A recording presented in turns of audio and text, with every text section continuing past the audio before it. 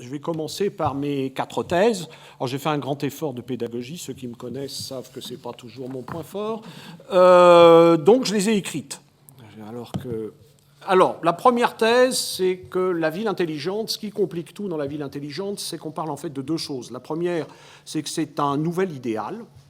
Et puis, c'est aussi un ensemble concret de processus d'expérimentation et de transformation de l'urbain. Il y a les deux. Et cet idéal et cet ensemble de processus ne sont pas que technologiques, et ça je l'ai déjà dit, c'est au moins autant social et politique. Alors, côté idéal, ce qu'on appelle souvent ville intelligente, ça s'organise autour d'un certain nombre d'aspirations clés. La première, c'est une ville plus efficace. Grâce aux nouvelles technologies de l'information et de la communication, on va mieux faire fonctionner le métro, mieux faire fonctionner les infrastructures, etc., etc.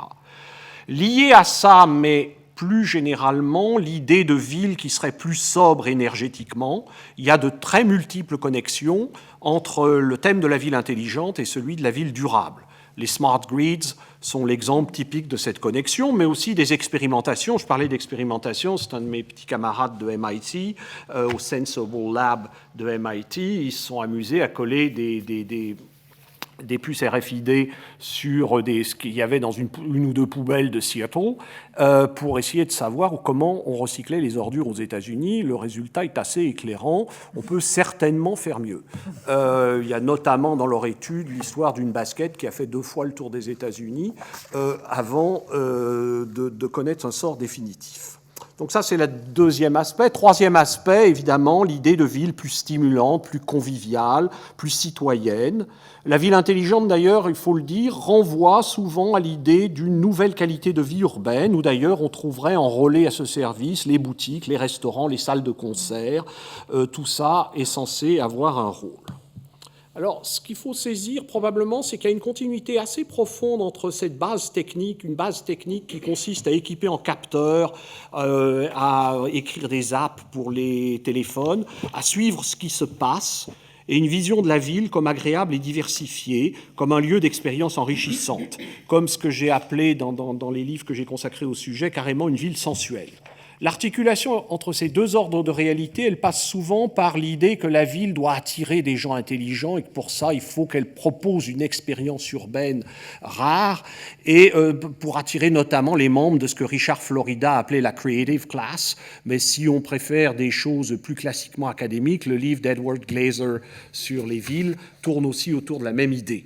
Alors ça explique du coup que MIT, par exemple, qui n'avait pas ses preuves à faire en matière de dot-com et d'entreprises biotech autour, est entrepris de rénover, avec parfois un goût un peu discutable, Kendall Square, dans le bas de Cambridge, pour rendre ça plus amusant, vibrant, comme disent les Américains, avec des restaurants, des boutiques ethniques, etc. On voit bien qu'en fait tout ça est un peu lié.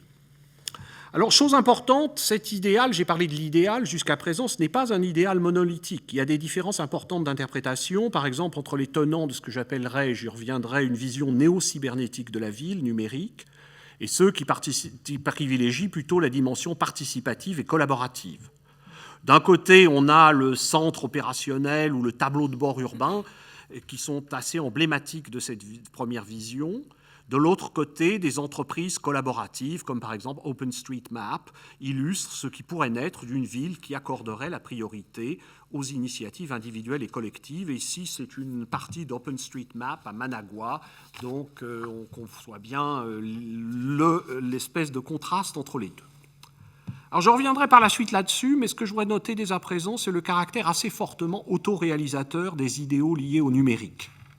C'est ce caractère autoréalisateur que j'avais mis en exergue dans la version française de mon livre sur les Smart Cities. Le numérique est pourquoi ? Parce que probablement le numérique est beaucoup plus proche de nos vies que bien des technologies traditionnelles. La machine à vapeur, on ne la trouvait pas dans les cuisines, ni dans les poches. Le numérique, c'est quelque chose qu'on trouve partout et qui du même coup épouse beaucoup plus nos vies que des technologies traditionnelles. Et du coup, il épouse aussi nos désirs. Je dirais que d'ailleurs cette caractéristique, ce lien entre technologie et désir, c'était quelque chose qui avait commencé à se nouer avec l'électricité. Et elle atteint son comble aujourd'hui avec le numérique. Du coup, je dirais caractère autoréalisateur, le numérique va transformer nos villes parce qu'au fond, nous voulons qu'il en soit ainsi. Alors, on comprend mieux du même coup que la ville intelligente, ce n'est pas qu'un idéal, mais c'est un ensemble concret d'expérimentations, donc mon deuxième volet, de processus de transformation des villes. Et à cet égard, je voudrais être très clair, la ville numérique, la ville intelligente, ça ne se résume pas à Songdo ou Masdar, sur lesquels on s'est probablement exagérément concentré. C'est quand même essentiellement les villes telles qu'on les connaît. C'est Paris, Londres, Singapour, Barcelone. Ici, c'est Barcelone. Mais c'est aussi Delhi ou Medellín. Ça ignore les différences entre pays développés et pays en voie de développement. On me demande souvent qu'est-ce qu'une ville intelligente. Je dirais que c'est la plupart des villes aujourd'hui. Alors, donc, c'est aussi quelque chose d'important. Alors maintenant, en tant que processus concret, la ville intelligente mobilise toute une série d'acteurs dans l'ordre approximatif, parce que c'est pas une science exacte, de leur apparition. Il y a eu d'abord, vers 2005, les grandes compagnies du numérique comme IBM et Cisco, rejointes plus récemment. D'ailleurs, IBM n'a pas pu labelliser Smart City, donc il a labellisé Smarter City. Rejointe à part plus récemment par des entreprises plus classiquement aménageuses comme Veolia et bien d'autres dans le cas français, aussi Siemens. J'ai une question, parce que dans le livre de François Pisani, il est dit que c'est Bill Clinton qui a trouvé cette expression de la ville intelligente et qui a poussé Cisco à développer le concept. C'est IBM qui a quand même au début beaucoup utilisé le terme. Enfin bon, je pense que de toute façon, c'est comme les autoroutes de l'information de Al Gore. Je pense que tout ça a été... Bon, c'est né quand même aussi beaucoup... Au départ, c'était quand même né aussi de la crise des dot-com et de la nécessité de trouver de nouveaux débouchés. Et puis très vite, ce qui a pris le relais, c'est la question des data et des big data et du fait que c'était la nouvelle mine d'or, les données. Alors ça, c'est le premier type d'acteurs. Deuxième type d'acteurs, les municipalités, les élus et leurs services, qui vont entrer progressivement dans la danse, d'abord comme clients, pionniers, puis comme protagonistes à part entière. Et là, on connaît leur motivation, améliorer la gestion des villes, fluidifier, rendre plus efficace l'action publique, améliorer la concertation avec les citoyens. Bon, je crois que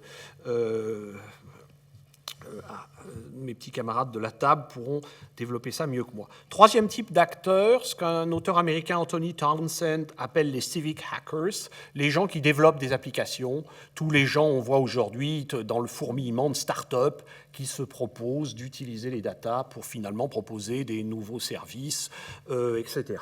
Par exemple, Foursquare, mais Airbnb, tout ça, ça fait partie au départ de cette espèce de vivier. Dernier type d'acteurs qu'il ne faut surtout pas oublier, la ville intelligente, c'est nous, enfin, équipés de smartphones. Et là encore une fois, la ville numérique est d'ailleurs probablement plus la ville du smartphone d'une certaine façon que la ville de l'ordinateur. C'est peut-être une des grandes différences avec les premières idées sur ce sujet, sur la ville et le numérique des années 80-90. Et cela, encore une fois, dans les pays en voie de développement comme dans les pays développés. Ça, c'était ma première thèse, elle ne mange pas de pain. La deuxième est plus importante. L'espace, loin de perdre son importance, joue en fait un rôle essentiel. Ça renvoie à ce que j'appellerais volontiers une espèce de tournant spatial, en m'inspirant de la formule du spatial turn de feu Edward Soja, des technologies de l'information et de la communication. Alors, pour aller vite, au début du numérique, la dimension spatiale était minimisée. On présentait les espaces en ligne comme une alternative à l'espace physique, d'où le succès de tous les discours autour du virtuel. Ce qui s'est passé, en fait, on le sait aujourd'hui, c'est une hybridation croissante entre le numérique et l'espace physique. Il faut se rappeler que les réseaux sans fil sont une réalité spatiale. Lorsque vous approchez d'une fenêtre parce que vous n'avez pas assez de barres sur votre téléphone, aux États-Unis c'est plutôt des barres, on voit bien que c'est un phénomène inscrit dans l'espace. Tout se passe comme si l'espace physique était en quelque sorte activé ou suractivé par les contenus électroniques. Ça, c'est des cartes assez amusantes, des photos postées sur Flickr, des photos, par exemple, de Manhattan et ses alentours postées sur Flickr. Alors, deux techniques ont joué, on le sait, un rôle tout à fait clé dans l'affaire. La première, c'est la géolocalisation. On ne dira jamais assez à quel point la géolocalisation est une révolution. Et la deuxième, c'est la réalité augmentée. Du coup, la ville numérique, la ville intelligente, c'est un problème de conception urbanistique et architecturale à part entière.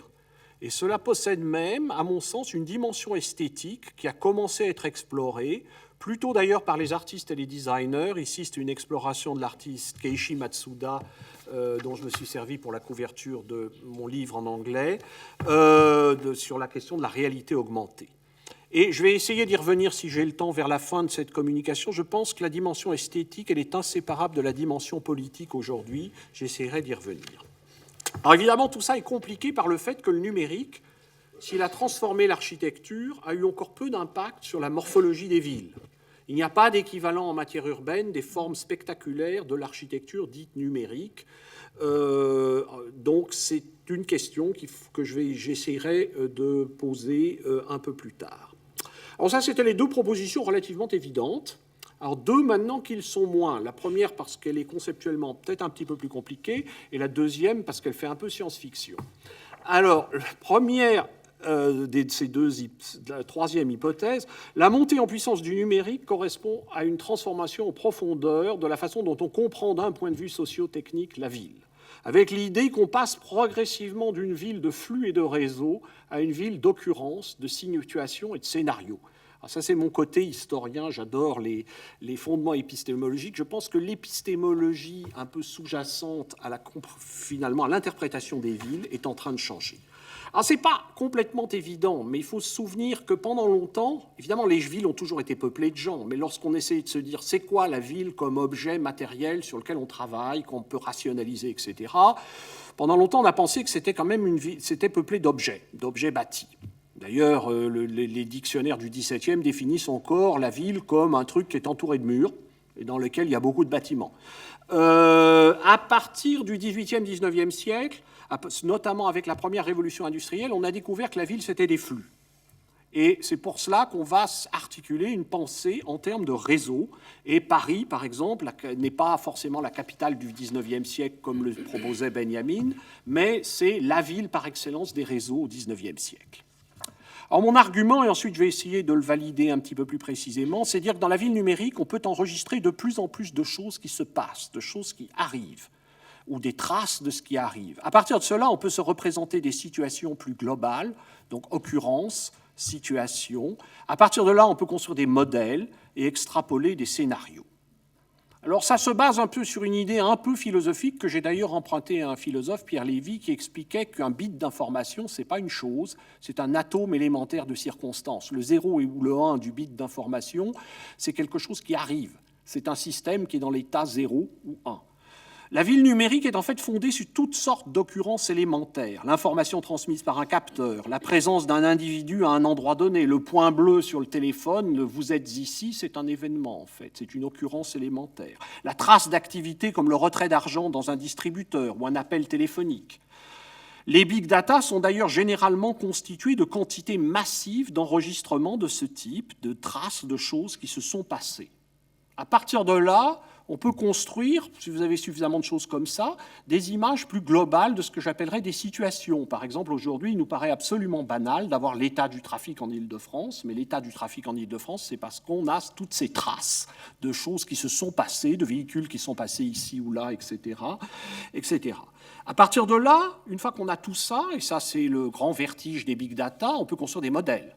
On va simuler, bâtir des scénarios. Et la simulation urbaine et le scénario sont des activités florissantes. Ici, vous avez une simulation destinée à permettre aux villes de tester la résilience de leurs infrastructures vitales en cas de tremblement de terre, par exemple. On n'est pas très loin de SimCity, d'ailleurs. Mais il faut se souvenir que SimCity, en fait, le moteur du jeu SimCity est très lié aux expériences de simulation urbaine des années 50-60. Du coup, on peut donc encore une fois bâtir des scénarios. Pareil sur le crime. Actuellement, toutes les questions enregistrement des traces des crimes passés, modélisation, prévision, toutes ces choses-là sont en train de transformer le vocabulaire de la sécurité, avec finalement une ville qui devient une affaire de... Le futur de la ville devient plus une affaire de scénario que de plan. Et il est très frappant, alors c'est souvent lié à ce qu'on appelle parfois dans la presse le tournant narratif, à quel point les villes se pensent aujourd'hui sur le mode du scénario. Quand Londres se rêve comme un mélange curieux de Shanghai et d'une ville verte à l'européenne, on est en fait dans le scénario. Du coup, d'ailleurs, la tentation d'explorer le futur des villes au travers d'événements, de festivals. Pensons au rôle des Jeux Olympiques, mais aussi, il se trouve, il y a quelques années, quand même, des fois, mes prédictions ne tombent pas complètement à plat. J'avais écrit un article sur le rôle de Paris-Plage pour penser le futur de la circulation dans Paris. On est là-dedans, dans une espèce de festivalisation.